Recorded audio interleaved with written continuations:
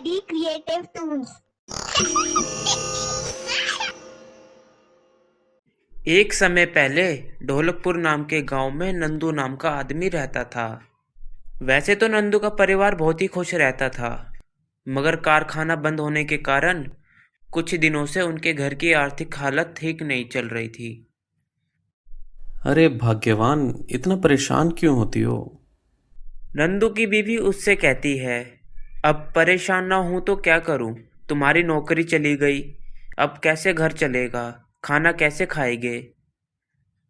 देखो, तुम इतना निराश मत हो। खेत के पास जो जमीन का टुकड़ा पड़ा है, वहीं पर एक ढाबा खोलने का मन है मेरा। कुछ पैसे भी जमा कर रखे हैं। बस तुम हाँ बोलो कि सभी को अपने हाथ से स्वादिष्ट खाना बना के खिलाओगे हमारे नए ढाबे पर। दूर दूर से गांव वाले हमारे ढाबे पर तुम्हारे हाथों का खाना खाने ही आएंगे। नंदू की बीवी कहती है, मगर वहां पे चंदू भाई का भी ढाबा है। लोग तो उनके पास कितने समय से खाना खाने आ रही है, तो फिर हमारे पास कौन आएगा? अरे तुम ज्यादा मत सोचो, आएंगे ग्राहक हमारे पास। वो सब काम तुम मुझ पर छोड़ दो, तुम बस हाँ बोलो। नंदू की बीवी हाँ कर देती है। कुछ दिन बीत जाते हैं और नंदू का ढाबा बनकर तैयार हो जाता है।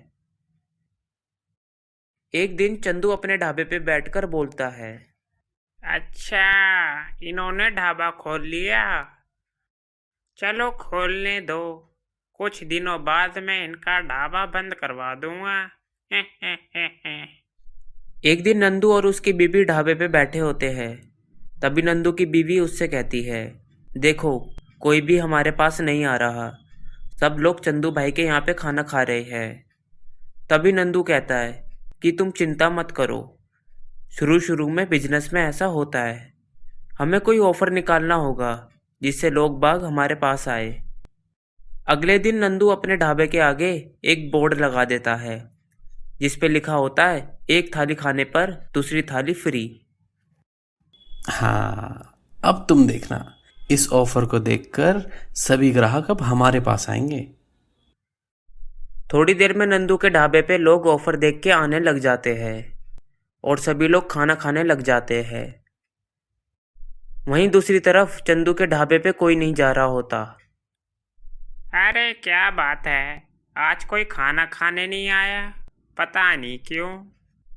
चंदू सोच ही रहा होता है, तभी उसकी नज़र नंदू के ढाबे पे जाती है। वो देखता है कि सभी लोग वहां पे खाना खा रहे हैं।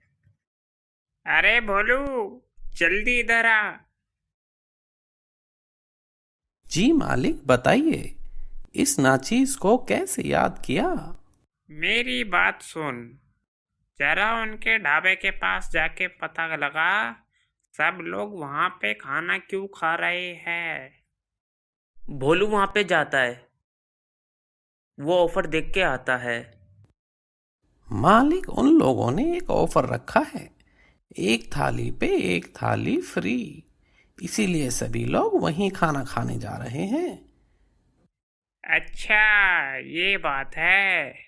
अब तुम देखना मैं क्या करता हूँ। अब इनका ढाबा ज्यादा दिन नहीं चल पाएगा।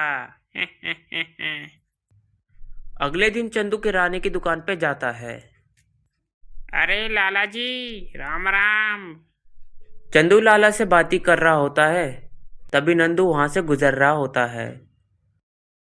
वो चंदू की बात एक पेड़ के पीछे से सुनने लग जाता है। अरे लाला जी, अगर तुम्हारे पास नंदू खाना बनाने का सामान लेने आए तो उसको लो उल्टी का सामान देना, समझे? चलो, मैं अभी जाता हूँ। नंदू चंदू की बात सुन लेता है और सोचता है, अच्छा बेटा, ये बात है। अब देखो बेटा चंदू, मैं क्या करता हूँ। चंदू ने लाला को नंदू का नाम तो बता दिया, मगर उसकी फोटो नहीं दिखाई। और लाला तो नंदू को पहचानता ही नहीं है, तो वो कैसे पता लगाएगा कि ये नंदू है, इसे लो क्वालिटी का सामान देना है। थोड़ी देर बाद नंदू लाला की दुकान पे आ जाता है। लाला जी नमस्कार, मुझे चंदू दादा ने भेजा है। ये लो पर्ची और ये सारा सामान दे दो, और इसका बिल चंदू दादा ने बोला है उनके खाते में लिख लेना।